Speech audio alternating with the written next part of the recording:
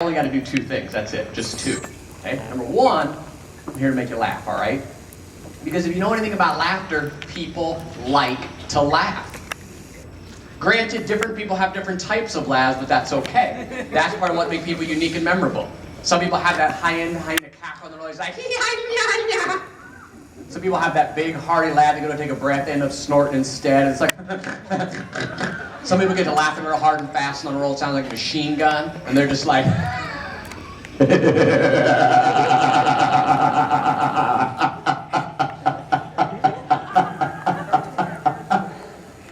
But everybody finishes their laugh exactly the same. How does every person finish? A nice big hearty laugh. What's everyone do? They just go, oh, that feels good.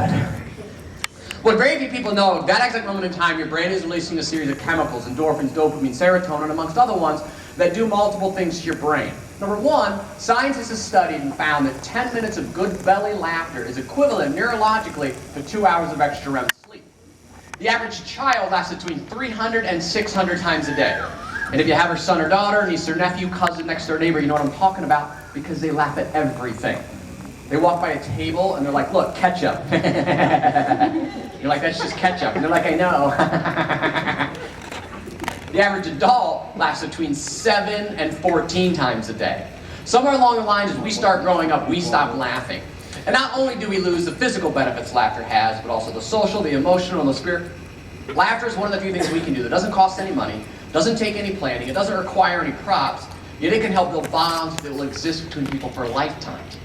And not only that, when all that stuff's going on in your brain and all those chemicals are being released, it actually increases your ability to retain information.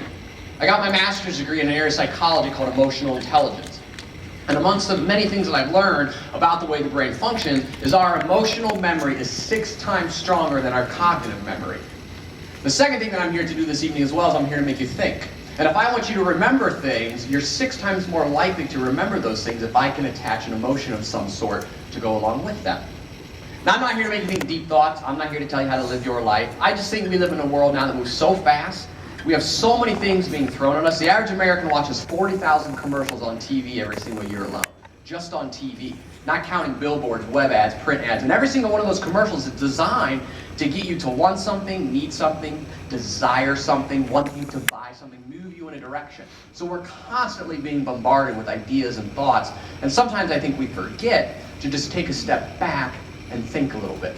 So that's what we're going to do. We'll have some fun, we'll have some laughs, and hopefully by the time it's all said and done, you will have felt that you got something of value. Now again, I feel really lucky. I get to travel all around the country, and I've come to realize there's some things that I've learned about the world that we live in. For example, one of the things that I've learned is that people are lazy. Overall, in general. Okay? It doesn't mean that people don't work hard. I think people still work really hard. We just now have so many wonderful inventions, and a lot of our inventions lead us to become complacent and lazy. And here's some of the ways you can tell if you might be a little bit lazy or not. If you've ever been to a mall, to an airport, anywhere where they have escalators or moving sidewalks, and as you approach one, you realize that it's broken, and you're angry. You're like, what? I gotta walk? Oh. Do you have a cart? That's like 50 feet.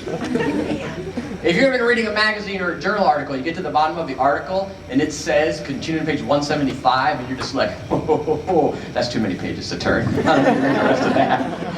If you've ever had a remote control where the batteries are going dead, but instead of getting a new set of batteries, you just press the button harder and harder and harder to get it to work. Or if you're really lazy, you'll steal the batteries out of another remote control, put them in that one. You're like, oh yeah, I'm smart. I put you remote. I'm gonna watch Honey Boo Boo. Or my favorite one, everyone's done this. If you have ever carried more than 6 plastic grocery bags on one arm at one time because you didn't want to make 2 trips to and from a vehicle, to the point where you cut off the circulation to every single one. You're like, get the door! Get the door! Somebody get the door! I can't feel my fingers. But I saved 7 seconds. What am I going to do with all this time? I'll watch Honey Boo Boo. Now, we learned how to be lazy as children. Actually, there's a candy that we ate growing up that set the precedent for us to become lazy later on in life. It was a candy called Fun Dip. And if you ever ate Fun Dip, you might remember Fun Dip comes in one big giant package, but it's got 2 sides. It's got the sugary goodness side, and then it's got this popsicle stick on steroids that you're supposed to lick dip into the sugar, and then use that as your delivery mechanism. So you start doing that, and after about 15 or 20 seconds, you're just like, this is a lot of work. So you just toss the stick aside, grab the whole bag, and just go, ah! Unless your parents were cheap like mine, they just gave you Kool-Aid and a spoon. Want some water? No? Okay. Oh yeah. Oh, people can be lazy. I have some friends that have a theory that I think is the most brilliant theory ever. And I made it one of my missions in life to help spread this theory far and wide. The theory is very simple. It's just called the struggle bus theory. Now what the struggle bus theory is just this, okay? No matter who you are, no matter where you come from, no matter what you do in life, there will occasionally be a day or two. Every once in a while there's going to be a day where you just can't get your brain functioning properly. Okay? When you wake up in the morning, there's like a fog over everything that you do. You go to open up a door, smack yourself in the forehead. Okay? You spend like 15 minutes looking for your keys, and then you realize that they're in your hand the entire time. Things like that. And they say those are the days that you are, quote unquote, riding the struggle bus. Fair enough. But they said the funny thing is the older you get, the more people you meet, you will soon start to learn that there are some people who have a permanent seat on the struggle bus. And I didn't really think that was true until I met someone who definitely rides every day. I was eating at Subway. I ate at Subway a lot when I travel around because Jared and I were tight. And I don't know if you knew this or not, if you were aware, because I wasn't, but apparently we have an overabundance of lettuce in the world. Yeah, I didn't know either. We just have too much lettuce. But fortunately for us, Subway as a company has taken it upon themselves to help rid us of this abundance of lettuce. Because if you ever go into a Subway and you ask for lettuce on your sub, they don't just like sprinkle some lettuce. They get like a shovel and start piling mounds and mounds of lettuce. So I always ask for the same thing. I always ask for light lettuce because I don't want a lot of lettuce. Okay?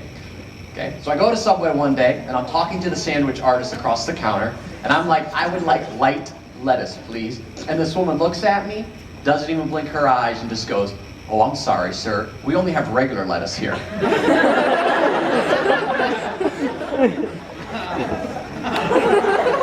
Oh, how's that bus treating you, ma'am? Are you driving the struggle bus today? I was very fortunate. I got to go on the Oprah Winfrey Show. It was a great experience, wonderful time. And about 6 months after they aired the episode that I was on, they re-aired the episode again during the off-season. And one of my friends calls me on my phone and just goes, hey, did you know you're on the Oprah Winfrey Show? And of course I was like, I was? He's like, yeah, she interviewed you and everything. And I was like, you're an idiot. Yep, I love you, but you're an idiot. But then I couldn't say anything after that, because not too long after that I had my own struggle bus day. I was home for a few days. I just live over in Cleveland, Ohio. I was home for a few days, and I had to go to the grocery store. Now, you guys call it the grocery store or the supermarket? I think so. I mean, for the most part. It's one of those terms, depending on where you go in the country, it gets called something different. Grocery store, supermarket, Walmart, it's always one of those three. It's kind of like the whole pop, Coke, and soda debate, which I love because I know you guys all call it pop, which is the best. So if you're ever, oh, some of you don't, ha ha ha, well guess what? You're wrong. And here's how you know, for those of you that do call it pop, here's how you can win this argument every time. You go, when you open a can, it goes pop. It doesn't go soda. And then they're like, yeah, but that's a pretty good argument. So anyway, so I had to go to the grocery store. Now, when it comes to doing their shopping in life, okay, there are two types of people. There are your smart, intelligent people who make a list of the things they need, they go to a store, they buy those items, and then they go home. And then there are people like me who go with a mental list of the things that I need and come out like 4 hours and $15,000 worth of junk later. Especially when you go to like a Target or a Myers, because you're like, ooh, look, a Snuggie. Wow. Which, by the way, if you really want any insight as to the deterioration of our society, you have to look no farther than the Snuggie. Not that the Snuggie is popular, I'm totally cool with that. Not even that the Snuggie is so popular, you can have my Snuggies for your dogs. I'm okay with that. The fact that the Snuggie is so popular, there are companies making knockoff versions of the Snuggie. You can buy an item called a Slanket. Yeah, it sounds like a disease. And what'd you get for your birthday? I got Slanket. You should go to the doctor. That's disgusting. So anyway, so I go to the grocery store one day, I go inside, I get all of my stuff, I get back into my car, I drive back to my house, I get out of my car, I go inside to my house, I start putting everything away, and as I'm putting everything away, I realize I forgot an item I needed to have that day. Not a big deal. So I hop back in the car, drive back to the store, get out of my car, and on my way into the store, I get a phone call from a friend of mine that I hadn't talked to in a really long time. So I was kind of anxious to catch up, so I start talking on the phone, and I start walking through the store. Now as I'm walking and talking through the store, I begin to see several other items that I forgot to get earlier too. So I'm grabbing all these items and talking on the phone. I check out, still talking, walk to my car, still talking, drive home, still talking, my house, still talking, my side, still talking. Finally hang up the phone, start putting everything away, and then I realize, crap, I forgot the item I actually went back to get originally. So now I'm like, ha ha ha, I'm an idiot, hop back in the car, drive back to the store, run inside, grab it out and check out, and I proceed to walk to my car. Now as I'm walking to my car, I have my car keys in my hand, okay? I have a lot of nervous energy, if you couldn't tell. And if I have a set of keys in my hand, I cannot just walk and hold on to those keys. I have to play with them somehow. Whether it's just tossing them up in the air. Some people whip them around like they're gunslingers. Some people carry them on shoestrings or lanyards so they can throw them at people and pull them back real fast and watch them be like, ah! And on this particular day, I was taking my keys and walking, tossing them behind my back and catching them all in one fluid motion, okay? I don't know why, don't ask. And at one point, I throw the keys just a little bit too far and actually have to lunge to catch my keys. And I literally catch my keys right here. Now at the time, I had a giant key on my key ring that had all the buttons for the doors, and it works out just right that I catch every other key except for that one, which literally spins around in an arc and pokes me in the eye.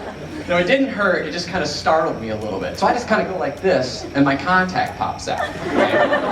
Now at the time, I was blind without my contacts, and I didn't feel like driving home with only one eye. So I assessed the entire situation and figured that the best thing to do would be to find my contact, get it back into my eye as quickly as possible, get into my car, race home to my house, and then take care of my contact. And it sounds like an intelligent plan. So I put the bag down, I get down to the gun, I start looking for my contact. Now mind you, people are walking in and out of the store still. Nobody stops to help. Everyone just walks by and thinks, sucks to be you. So I finally find my contact, throw it back in my eye, get in my car, race home to my house, run upstairs to my bathroom, and start taking care of my contact. And as I'm taking care of my contact, it slowly begins to dawn on me that I left the bag with the item laying in the parking lot floor. So let's recap real quick. 4 trips to the grocery store for one item. Folks, I wasn't riding the struggle bus that day. I was chasing it down the road to get on still. I'm like, wait for me! Oh look, ketchup. And y'all think that ketchup thing is stupid, because honestly, I did too. 3 days max before you're gonna freak somebody out. Because you're gonna go home on Sunday, maybe dinner Sunday night, lunch Monday with someone who wasn't here. Someone's gonna pull out some ketchup and you're just gonna go. They're gonna be like, you're weird. Ketchup, come on. Now, everybody rides the struggle bus once in a while, that's just part of life, but what's really kind of sad, what's really kind of upsetting to see sometimes is the number of people who struggle with life every single day. If we talk about the culture of competition, we obviously could spend a lot of time talking about the definition of competition, what is needed to have a competition, and all those different things, but if you look at life as a whole, as a competition, in which there really is no finish, where you're constantly competing all the time amongst yourselves, amongst other people all the time, there are people who are struggling every single day just to get through each day. And I think a big reason that people struggle nowadays is because we have lost the ability to look at, understand, assess and understand, and accept the way life is, and then work to make it better. Instead, what we do nowadays is we look around and we demand things to be better. Well, no, I think life's supposed to be this way. Oh, no, I deserve it to be this way. Oh, no, it's definitely supposed to be like this. And then when reality doesn't match up, we struggle. And oftentimes it's the simplest things about life that wreak the most havoc. The things that people fail to just simply accept about the way the world works. Whether you're in a specific competition or not, these things are true. And one of the things that people have a tendency to just completely and totally never accept is the understanding, is the realization that life has changed.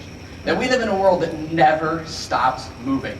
That the world as a whole is so much bigger than us that it's fluid. Life is not stagnant, it's not solid, it's always moving, it's always flowing. Life is change. Look at technology. Do you realize that the internet as we know it is just a little over 20 years old? 20 years, that's it.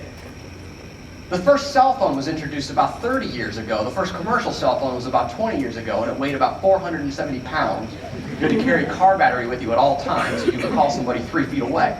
Somebody is now seeking FDA approval for a cell phone that can be implanted underneath your tooth. And through the tiny vibrations, it'll go back through your jawbone, through your ear, and the ear canal, and you'll be able to send and receive calls literally by tapping the side of your face. Now granted, that's a little freaky, okay? But the technology exists in order for that to happen. Life is changed. Things are always changing. Look at elementary school. Look at recess.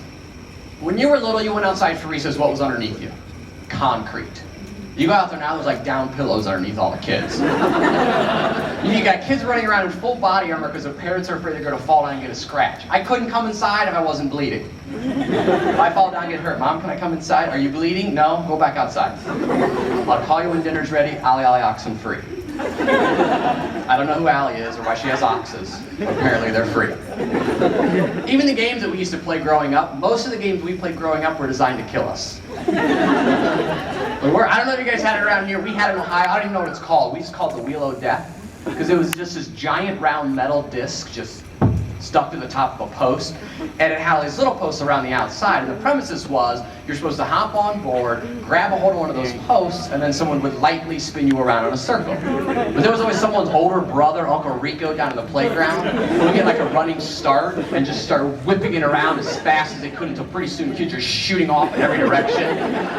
There's always some poor little first grader hanging on going, "Nah!" Always had red splotches from all the blood of the kids that had died while they were riding on it. And you had like these sweet helicopters, motorcycles, police cars, horses, caterpillars, or whatever, on these old rusted springs that you would just sit on and go.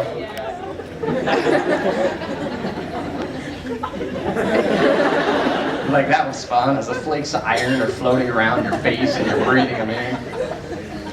Oh, and then you had my favorite, was a teeter-totter.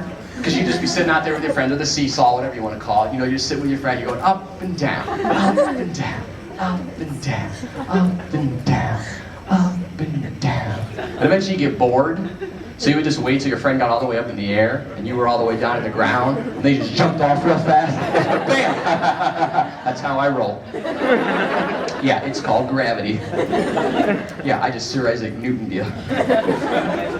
Some of you are like, who's Isaac Newton? Get off that bus. Well, and then you had the game with every child how to be a WWF wrestler.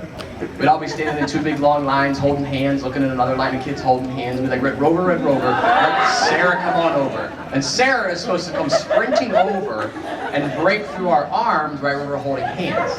But as soon as she gets about 2 steps away, we just raise our arms to neck level, and she just goes... And you're like, ha ha ha, you're on my team now, Sarah.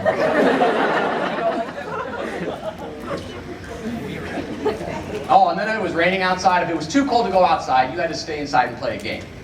The same game, everyone played all across the country, a game that actually teaches each and every one of us how to be a cheater. Name of the game? Heads Up, 7-Up.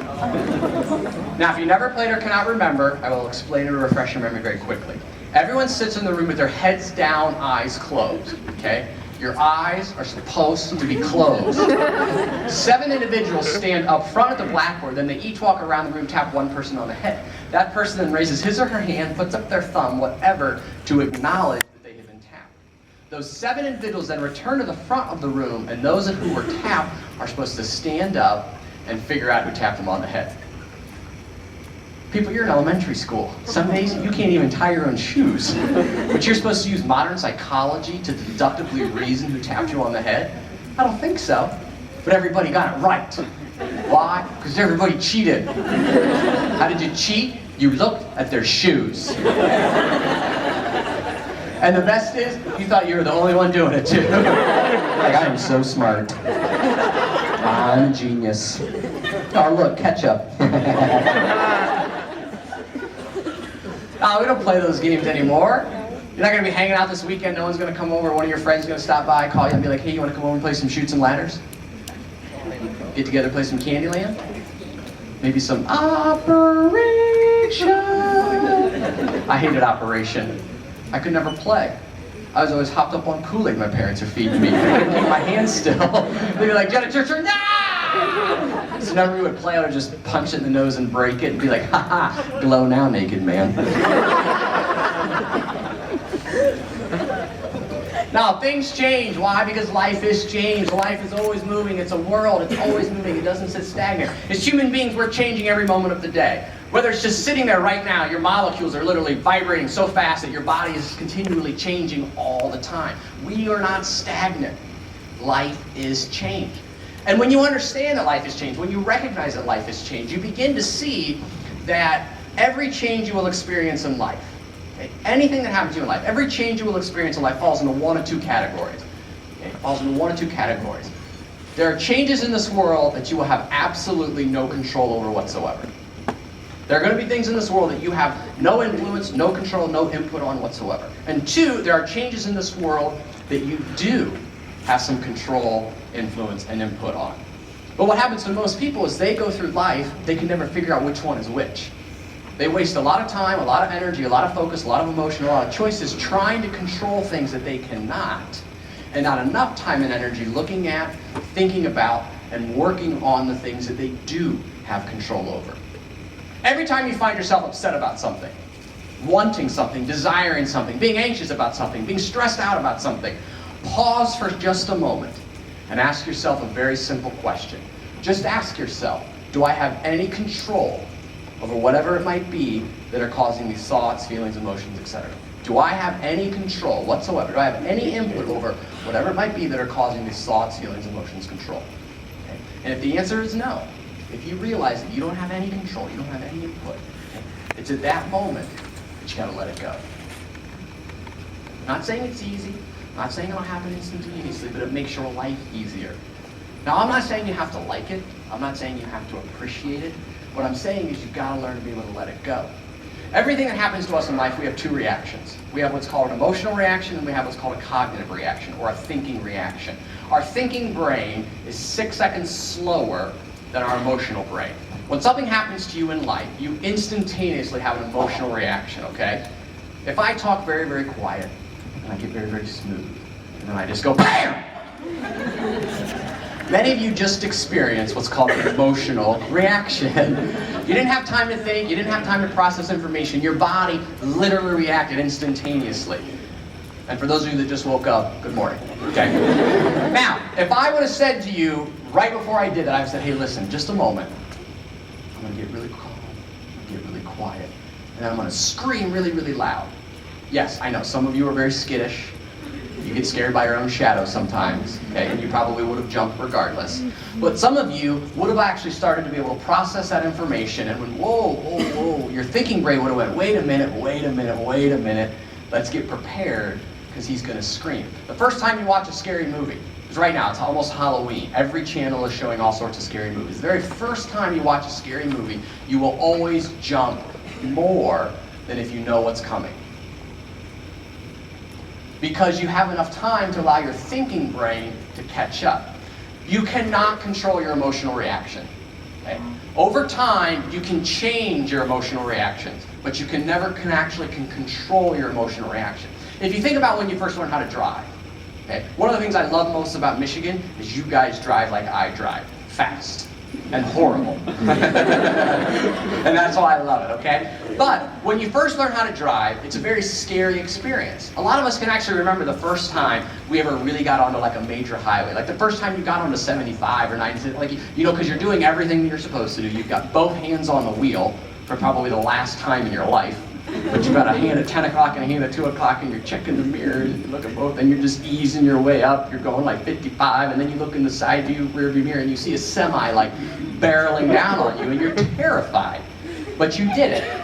You went through it, you got out of it, everything was okay. And then you did it again. And then you did it again and again and again. Eventually you get to the point where you're driving with your knee while you're drinking some coffee, finishing your makeup, talking on the phone, taking notes, whatever it might be that you're doing, because you've done it so much that that emotion that exists with it has changed. That's how we can change our emotional reactions to things over time. Forcefully making ourselves do something, experience something, forcefully making ourselves consciously think about letting something go. If something happens to you that you don't like, but you don't have any control over, I'm not saying you have to be like, all right, let's love this. You can be mad, you can be angry, you can experience that emotion in full. But when you realize that you don't have any control over it, you gotta let it go. Speaking of competition, there were several years ago, back in, I think it was the 80s, they did this. There were some researchers who wanted to see which basketball coach had the highest heart rate when their team was on the floor, and which basketball coach had the lowest heart rate when their team was in the huddle. So they asked a whole bunch of coaches in the NBA, the NCAA, men's, women's, and high school basketball. All these different coaches from around the country agreed to have a heart monitor strapped to them during a game so they could monitor their heart rate during the game. Well, what's interesting, when all the information came back and all the things that happened, it was one coach that had both. One coach had the highest heart rate when their team was on the floor, and then had the lowest heart rate when their team was in the huddle, in timeouts, in between quarters, and a halftime. And it was a woman by the name of Pat Summitt, who was the head coach at the University of Tennessee for many, many years, until just recently when she had to retire because of some early onset things that she's going to have to deal with. And they interviewed her afterwards, and they were talking to her about how is it that you're able to go from, like, because if you've ever seen her coach back in her heyday, I mean, when her team was on the floor, I mean, she looked like she was turning into a werewolf the whole time. Like, I mean, her face, I mean, she was angry. And then you see her in the huddle, and she's the complete total face of calm. And she said, I learned a long time ago, in the heat of the competition, in the heat of a game, you cannot allow yourself to worry about what just took place, because it's over, it's done. There's nothing we can do about that. She goes, oh, we'll talk about it plenty when we're processing the game later on, but in that moment, when we have such a short time frame, all I can do is focus on what can we do now in order to go and win this particular game. There are going to be things in life that will happen to you that you don't like. There are going to be things in life that are going to happen to you that you don't really want to have happen to you, that you don't have any control over. And as hard as it is, as unfortunate it is, it's in those moments that you have to let it go. Because we all know people who don't. We all have at least one person in our life who never lets anything go. The drama king, the drama queen, whatever you want to call them, we all know at least one person that we avoid asking at all costs how their day's going. Because you know you're going to get this long, and if you can't think of someone, then it's probably you. And if that makes you angry, it is definitely you. But they allow themselves to get all worked up over and stay consumed by those things that they don't have any control over. I'll give you an example. I spent many years working in restaurants. I was a server for a really long time. Where are my servers at? Who's ever been a server at a restaurant of any sort? Beautiful. I think everyone should be required to work in a restaurant for at least 6 months of their life. One, because you gain an appreciation for the job, and two, because you start to realize that some of the things you asked for are not that big of a deal. For example, if you are the type of person that requires lemon in your water, go home.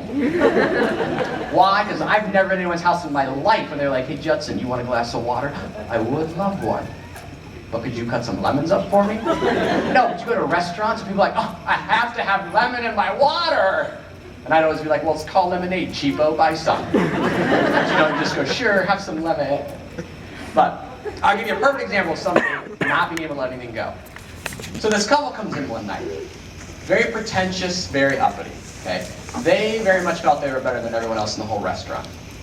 And when people ask me how do I know this, they're what we call snappers in the industry. They snapped every time they wanted something served soon. Ladies and gentlemen, as you journey through life more, you will learn lots of lessons. If I could teach you one thing about life, it's this. Never, ever snap at a server. Why? Because they're the last person to see your food before you get it. And those of you that have never worked in a restaurant are like, oh, do people really do stuff to food? And those of you that have are like, yeah. I've heard stories or rumors, I don't know for a fact. So anyway, so they come in the restaurant, and fortunately I was not the one waiting on them that night. My friend Sean was, okay? Now my friend Sean is tall, dark-haired, glasses, eccentric, intelligent, and honestly, he's a very patient person. But he is, however, one of those people that when his patience runs out, he goes from angel to devil instantly. And something finally happened that caused his patience to run out. So they get their food, and Sean and I are standing across the restaurant working on some side work, and they're in their section, and they're bothering everyone in their whole section. And they get their food, and I wasn't right there, so I don't know exactly what happened, but apparently something is wrong with the gentleman's potato. because he stands up and proceeds to yell across the restaurant, "Sir, sir, sir, sir, sir, sir, I have a bad potato. Sir, I have a bad potato. My potato is bad. I have a bad potato." And I look at my friend Sean, and I just kind of see this glaze go over his face. And I remember thinking to myself, this is going to be good. And so he calmly, completely and totally under control, calmly approaches the table, walks over, stops and turns, picks up the potato and just goes, "Bad potato, bad potato, bad potato." Puts the potato out and goes, "Sir, if this potato gives you any more trouble, you just let me know." Everyone in the restaurant's like, "Yeah! You got served, dude!" Literally.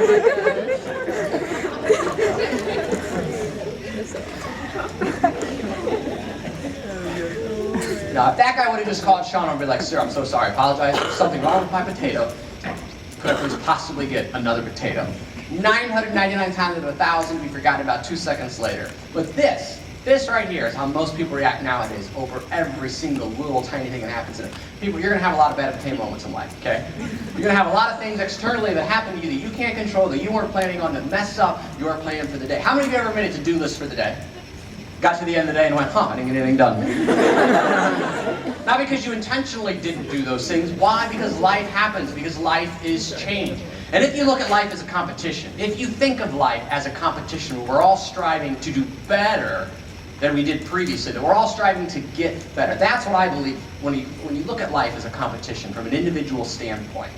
The only competition with yourself is, am I better today than I was yesterday?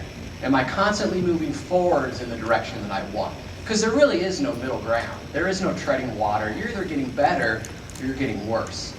You remember when we were little, or if you have children now, do you remember how you used to try to measure growth? All the time, once a month, every 6 months, whatever. You would go over to the wall, you would have a little mark there, and you get so excited because you beat that. And at some point in time in life, we stop. We stop measuring growth of any sort. We stop thinking to ourselves, am I growing as an individual? Am I getting better? Instead, we consume ourselves with a day in and a day out things. Now, I understand life. I don't want you to think that I spend every single day of my life contemplating whether or not I'm better today than I was yesterday. I mean, some days I'm more worried about whether or not, my plane's going to take off on time. Things like that. So obviously, life gets in the way. But just sometimes we have to stop and remember to ask ourselves that question. Am I getting better? Am I doing better? Am I becoming a better person by moving forward? So you're going to change no matter what. Life is change. You learn to let go of the things you don't have control over, because once you do that, all of a sudden you have a lot of time. There's only one thing that we have in life that is 100% equal. There's only one thing that each and every one of us in this room has exactly the same amount of, and that's time. We can all talk about how we want life to be equal. We can all talk about how great it would be if the world was an equal place, but it's not. It's never going to be. Partially because we all look different. Each one of us have a different set of skills, intelligences, experiences, talents. We all have something different. Okay? But we all share the exact same amount of time. I love when people say, I had a really long day. Because I'm always like, no, you didn't. Your day was exactly the same length as mine. Your day yesterday was exactly the same length as your day is today. Did you have a hard day? Probably. Did you have an emotionally trying day? Yes, probably. But from a length standpoint, you had exactly the same amount of time that everyone else had. Okay? But what happens to a lot of people is they waste a lot of their time worrying about, focusing on, thinking about, being consumed by things they don't have any control over. And again, I'm not saying you're never going to have time doing that, because when something happens, you're going to have that emotional reaction. Okay? If something does something mean to you, if someone says something mean to you, you're going to react emotionally. Okay? But then you also have to realize you don't have any control over what other people do. And that's the moment in time that you got to try to let it go. Because when you do start to ask yourself that question every once in a while, do I have any control over this? Whatever's causing these thoughts, feelings, emotions, etc. Every once in a while, you're going to realize that you do. You're going to realize that the very thing that's causing you stress, the very thing that's causing you some sort of frustration, you actually have input and influence over. And then you're going to go, okay. Well, how do I exercise that control? How do I actually exercise that influence? And it actually, amazingly, is quite simple. Now, I said it's simple. Didn't say that it's easy. Two totally different things, okay? But we have one power as human beings that separates us from the rest of the animal kingdom. We have one thing that we can do that allows us to work on influencing the things that we want to change in our own lives. And that's our power of choice, okay? I don't care how you justify things, how you rationalize things, how you try to spin things. Life boils down to this. The majority of the things in our lives are there because of the choices we make. Okay? The majority. Not everything. Obviously, there's going to be some things you don't have control, but the majority of things. So we're going to do something real quick so I can help show you how your power of choice works, all right? We're going to play a little game very quickly. The name of the game is simple. It's called the fastest finger count. Okay? You're going to find one other person to partner up with. It's actually a competition, so look for the person that looks like they're on the struggle bus. It'll be much easier to beat, okay? And if everybody wants to play against you, good luck in life, all right? So, the name of the game again is called the fastest finger count. Here's how it's going to work. In a moment, not yet, but in a moment, you're going to stand up, you're going to stand face to face against the person you are playing with your hands behind your back, okay? I've got the microphone, obviously. I will count backwards from 3. I'm going to say 3, 2, 1, go. When I say go, you will throw up in front of your face any combination of fingers between 0 and 10, okay? And if any of you haven't have 9 or 11 fingers, that's awesome. Come show me later, okay? So I'll go 3, 2, 1, go. You're gonna throw up your fingers. The person you are playing against will do the exact same thing. Okay? The first person to count all the fingers between your two sets of hands, add the numbers together, and then shout out the answer is the winner of the round. That's why it's called the fastest finger count. So, for example, I see some of your faces, you're like, huh? So, for example, let's say I have an imaginary friend named Bob here, okay? Everybody say, hi, Bob. Hi. Bob says, yo, what's up, how you doing? Okay. He came in from New York. So I go 3, 2, 1, go. I throw up 6, Bob throws up 5. What's 6 plus 5? 11. Some of you are like, 11! Some of you are like, my cell phone has a calculator. Can I use that? The first one of us to shout out 11 would be the winner of the round. Got it? Excellent. So take everything out of your hands, stand up right where you are, find one other person to partner up with. If you need to be a group of 3, you can be a group of 3, that's okay. And if any of you are sitting down thinking I'm way too cool to play this game, look at everyone who's standing up because you're probably going to be working for them someday. Oh, that's me. So here we go. Hands behind your back. Look that person square in the eye. You do not throw your fingers up until I tell you to. Ready? In 3, 2, 1, go. All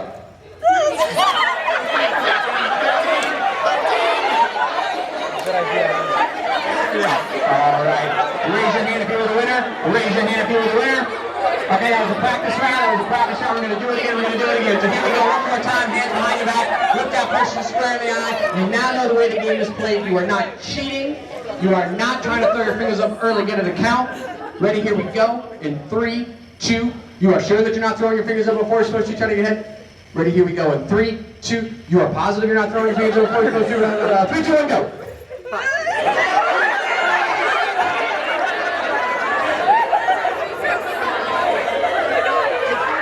All right, have a seat, have a seat.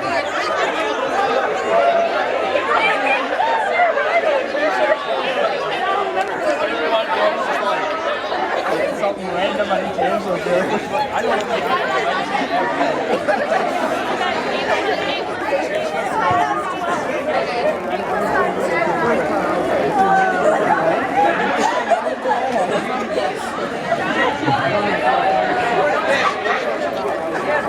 Okay, so I know some of you are still like, no, it was 12, no, it was 13. 12. Now, when you play that game, there are a couple of things you have to do in order to really give yourself the best chance of winning. When you play that game, there are a couple of things you've got to do in order to ensure you're going to have the best opportunity to win. Number 1, you have to be able to count. We know that, thank you very much. Okay, number 2, you got to be able to do it really quick. Okay, we know that as well. But there's one other thing that you have to do in order to really give yourself the best chance of winning. Okay, if you think you know what it is, just shout it out. What did you have to do in order to give yourself the best chance of winning? All right. Somebody said it right down front. You had to know how many fingers you're going to hold up ahead of time. Because if you didn't, you were just like...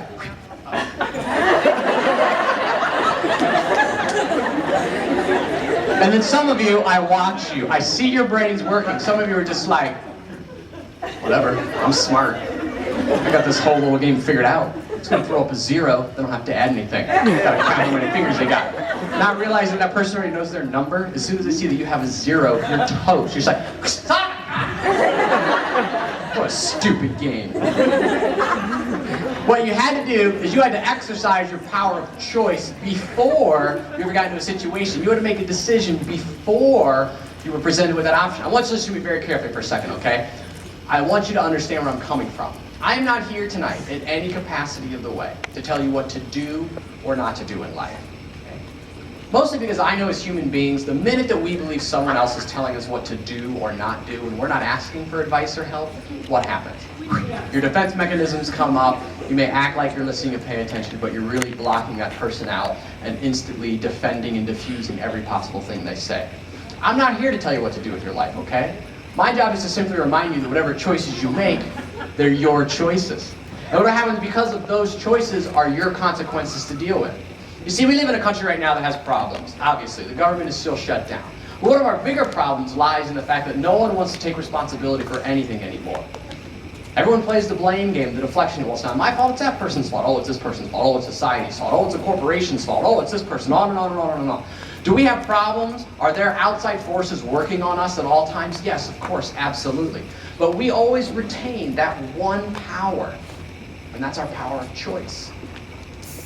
I'm not saying you're going to make all the best choices all the time, because nobody gets through life unscathed. I'm not saying that you're going to be perfect in everything that you do, but regardless of what happens in life, you get to influence and input changes in your life through the choices that you make. If life is a competition and you're competing against yourself day in and day out, the choices that you make all the difference. If you're competing in someone else in just a specific sport, in a specific competition of any sort, the choices that you make will make a huge difference. In the last 10 to 15 years, social sciences, psychology, anthropology, they call it popular sciences, there's a field of study called irrational behavior. We're learning a lot more about what human beings really, really are like. And they're finding more and more and more about what really makes the big difference between people who go on to be successful and people who don't. And one of the things they're finding is that talent and skill has very little to do with it. One of the books that's offered, and you're looking through I was looking through that. I read a lot. I spend a lot of time reading, and several of the books that are offered within the different choices you have for those things are books that I've read. One of them is really, really good. It's called Talent is Overrated. Okay, they know for a fact you can be the most talented person on the planet, but if you don't choose to hone those skills, if you don't make the choices over and over and over again, it's not going to matter. There's another book called Mindset by a psychologist out of Stanford, Carol Dwecker. And they found out that the difference between a fixed mindset and a growth mindset makes a huge difference. The fixed mindset is the individual who believes if I don't achieve and get all these wonderful, excellent marks, then I am bad. The growth mindset is a person that believes life is a long journey, and I can learn, and I can change. They used to believe that the human brain was done developing about the age of 18 or so. They now know that the human brain can develop well into the 70s, 80s, 90s. Even people who are 100 are making new neurological patterns. They're finding out this stuff called neuroplasticity, which is the ability for your brain to actually grow and change. Our brains are very complex. They're learning a lot more about what really happens. Think of your neural pathways as water. Water is one of the most amazing elements that exists. Okay? Because water can wear down just about anything. But water always takes the path of least resistance. Okay? When we do something in life, we create a neural pathway within our brain, which makes the next thing we do, it wants to do the easiest thing possible. Okay? So that's how we form habits over and over and over. We do the same things over and over and over again. So when people need to form new habits, when we got to do things, we have to force ourselves, discipline ourselves through our power of choice to basically stop doing what we were doing, okay, and continue to try and change that. The human brain can only hold about 7 plus or minus 2 thoughts at a time. Okay? Now, granted, you hold a whole bunch of thoughts, obviously, but they say you can only focus on 7 plus or minus 2 things at one time before it starts to affect your ability to discipline yourself to have willpower. And then one of the experiments they do to test this, they wanted to find out, is willpower a finite amount? Do we only have a certain amount of willpower? Okay? So they would put people in a room and they would say to everyone in the room, say, okay, listen, we're going to ask you to memorize 4 digits. Okay? We're going to ask you to memorize this 4-digit number. They put it up on the board, they hand it to them individually, and they say, we need you to memorize this 4-digit number. And they say, okay, no problem. So we're going to ask you what that 4-digit number is in about 20 minutes. But while you're waiting, we have some refreshments in the other room. You can go help yourself to these refreshments. And they had set up specific refreshments that were, it was like a dessert bar, and there were healthy choices for dessert, and there were unhealthy choices for dessert. Okay? Now, most people, when it comes to a social setting of sort, they know this, they feel a little bit more pressure to make a healthy choice when it comes to dessert. Okay? When they have those two options, most people will choose the healthier option. So when they had to memorize 4 digits, about 70 to 75% of the individuals chose the healthier option. Okay? Then they brought back people again later on, a week later, and they said, okay, listen, we need you to memorize a 7-digit number. Okay, so it's a 7-digit number now. While you're waiting, there's going to be some refreshments in the lobby. You can go get some refreshments. Same setup, healthy choices, unhealthy choices. When they had to memorize the 7 digits, it dropped drastically to only about 20 to 25% of the individuals chose the healthy choice. Because they were so focused on those 7 things, trying to remember 7 digits. It's much, much difficult to remember 7 digits, more so than 4. They no longer actually could force themselves to make a different choice at that moment. Their brain literally took the path of easiest resistance, which was to grab something that they normally maybe already did. Okay? We can change our lives by disciplining ourselves to make certain choices. I can't tell you what choices those are. Okay? I can't tell you what you have to do. I can't tell you what you should do. I don't know you. I don't have time to sit down with each and every one of you, find out where you want to go, what you want to do, the things you want to achieve, the things you want to experience. But I can tell you this much. At the end of the day, at the end of the week, at the end of the month, 5, 10, 15, 20 years, at the end of your life, if you've not done the things you want to do, gone the places you want to go, and experienced the things you want to experience, the first person you should blame is yourself. Are other things going to get in the way? Yes, absolutely. One of the fine lines between people who go on to be successful in whatever capacity they want. We're not here to define success. We're not here to say, oh, you have to make this much money per year. You have to achieve these certain things. Each and every one of us has a different definition of success for ourselves. They found that one of the biggest differences is the difference between hoping for things and deciding for things. The reason that game is so important is because you have to make a decision before you enter into that situation. When we make decisions ahead of time, we're much more likely to stick by those decisions. When we think things through and we have goals that we set in mind, we're much more likely to persevere towards those things when life intervenes. Hope is a wonderful thing. In many situations in life, hope is a beautiful thing. When you don't have any control over the situation, when you have zero influence or zero input over the control of the situation, hope is a wonderful thing. I live in Cleveland, Ohio. I'm a big sports fan. Okay? Every season, for every team, I hope. And about halfway through the season, I stop hoping. Okay? But I don't have any control over how those teams do. I can't go, I don't talk to those teams, I don't coach those teams. I'm wearing a Tiger shirt tonight, okay? Because I had no control over the outcome of the situation. I made a bet that my Indians would finish higher at the end of the season than the Detroit Tigers were.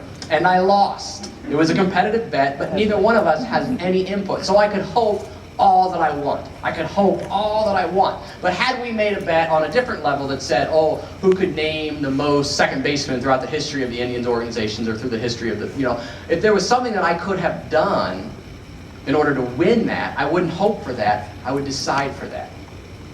Hope is an okay thing. Hope is a fine thing. Right now, October is Breast Cancer Awareness Month. And if you've ever known anyone that has dealt with this, if you've ever known anyone who's dealt with any sort of life-debilitating disease, I have a beautiful little 4-year-old niece. Okay, I got married in June. I'm so happy that she's part of my family now. She's a wonderful, amazing little thing.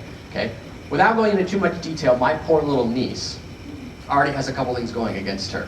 My mother-in-law, or Nana as she's known to Legend is the name of my niece, she had to go into the court system, get the courts to go to the home of my sister-in-law when she was 9 months old, remove the baby from the house because she wasn't being cared for properly. And now my Nana, her Nana, has temporary custody according to the courts. She's technically a child of the state. My mother-in-law has, so she's taking care of it. So there's already a lot of stuff going on. But when she was 2 years old, she was unfortunately diagnosed with juvenile diabetes. Okay? Now, if you know anything about type 1 diabetes or type 2 diabetes, what it means, how it works, basically it has to deal with our body's ability to produce insulin, to counteract sugar, carbohydrates, things like that. So my little 4-year-old niece has to get at least 3 shots a day of insulin. Okay? She gets her finger checked 4 to 5 times a day. They put a little blood to see where her things like that. Okay? It's not fair to her. There's nothing anyone could have done. She was going to develop this no matter what. It's a genetic disorder. Okay? And as she goes through life, I can hope for her that she's going to be able to deal with things. But as she goes through life, she's going to have to fight between hoping that she's healthy and deciding to be healthy.